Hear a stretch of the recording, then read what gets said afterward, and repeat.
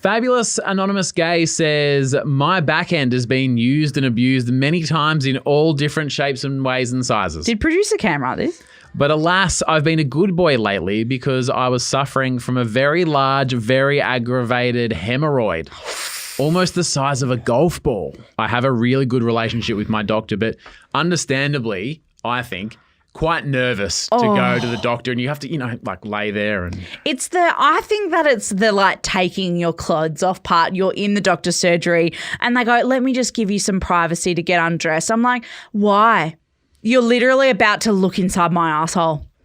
What? Just you can watch me get undressed. Do you know what I mean? Like, why is there dignity in getting undressed but not in me fucking splaying my legs open and you fucking getting amongst it? You know what I mean? Like, why do they do that? Yep. It would be like if I was like, let's have sex. Do you mind leaving the room while I get undressed and come back in and then calm back in? Like, why is one fine but the other is, I don't understand that. It's one of the weird things in this world. Isn't it? It's like that is polite, but then like shoving your finger in my ass is all good. And it is. Fabulous Anonymous Gay said, not only was I suffering from a huge hemorrhoid, I also suffer from random boners, especially when someone's touching my butt. Question. That would happen, right? Like, I don't have a penis, so I don't know. But I imagine that boners, like, they just come and go, don't they? Like, don't say come and go. Sorry. But, like surely you would be like, or if you're a bit nervous and you like your mind's wandering or whatever, like. Or sometimes even like if it's the temperature, the time of day. Like if it's just. What do you mean? What do you mean? God, it's a beautiful 23 degrees. Oh, like I think, like you're super into the Bureau of Meteorology. Actually, I don't know if I've just... Cam, tell me if I'm wrong. Do you feel like morning wood is more apparent in winter? Yes. Yeah? Yeah. But okay, but do you mean because it's colder and you were like warm and cozy?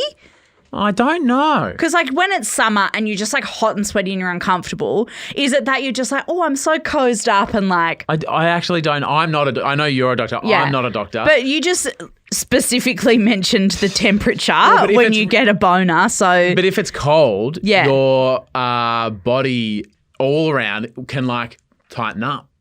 Oh, so you get a boner?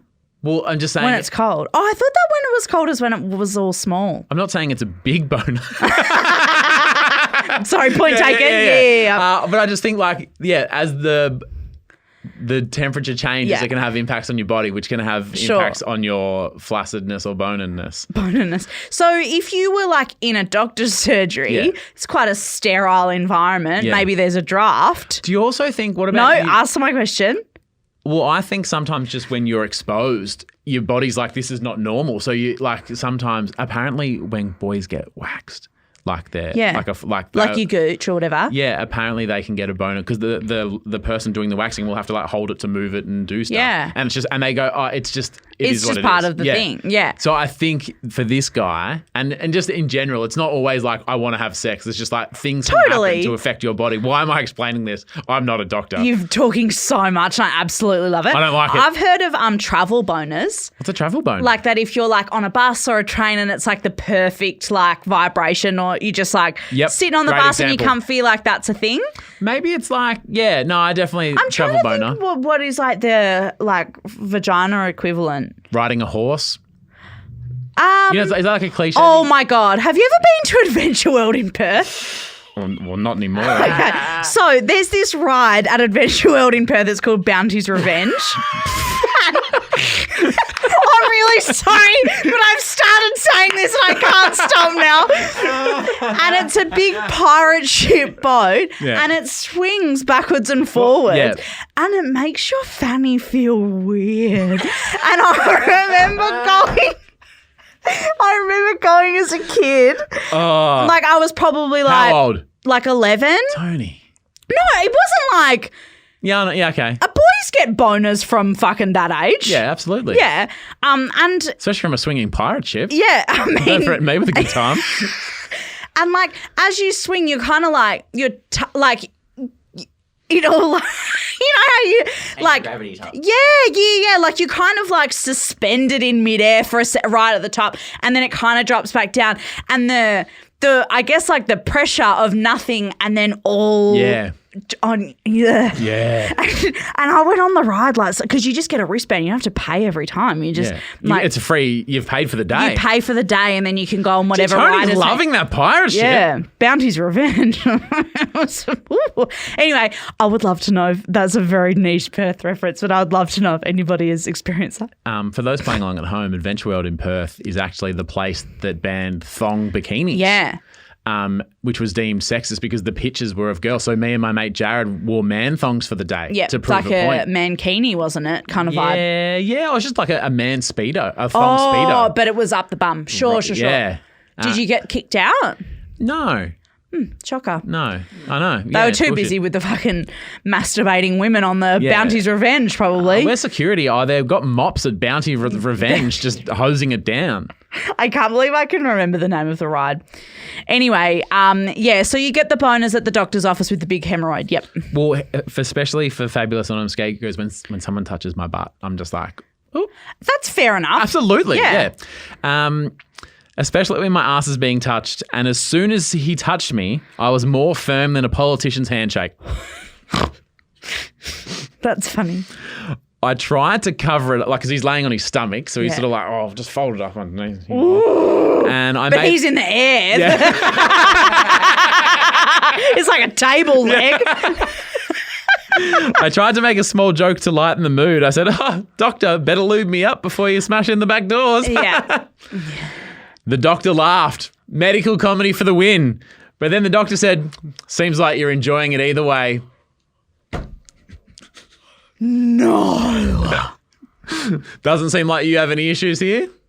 We could be at Adventure World for all I can see. Yeah, have you been on the Bounty's Revenge? That is fucking amazing. I laughed at his joke. I laughed so hard that with my cheeks spread and my doctor's face right in my butt, I accidentally farted a nuclear bomb point blank into my doctor's face. Hemorrhoid and all. There was silence. I instantly lost my accidental boner, and I'm never going back to that doctor again. Do we have a comment from the doctor after that? This confession is from the guy, not the doctor. No. But did the doctor say, like, do we know if the doctor said anything after that happened? He did. He No. Well, because he's got a job to do. Yeah. And doctors would have seen it all, so hopefully they'd already had a bit of a rapport. Yeah. Well, and that's the shame of all of this is they've lost a friendship. Yeah. He just said, it's actually not a hemorrhoid. Use this cream, you'll be fine. And he went, thank you, and left, never to return. What was it? If it wasn't a hemorrhoid? I don't think he asked. He just went, oh, that's good news. What else? So he just goes, good news, it wasn't a hemorrhoid. I'm like, okay. Again, it wasn't much of a chance for me to follow up. So did the fart, and then he went, use this cream, bye. Because imagine that, you're laying there face down with your own hands spreading your cheeks and the doctor's looking in there. Yeah. And You tell a joke, he tells a joke. I can't believe there was no poo, to be honest with you. Yeah. He obviously didn't have Domino's for dinner last night. No, obviously not. Obviously.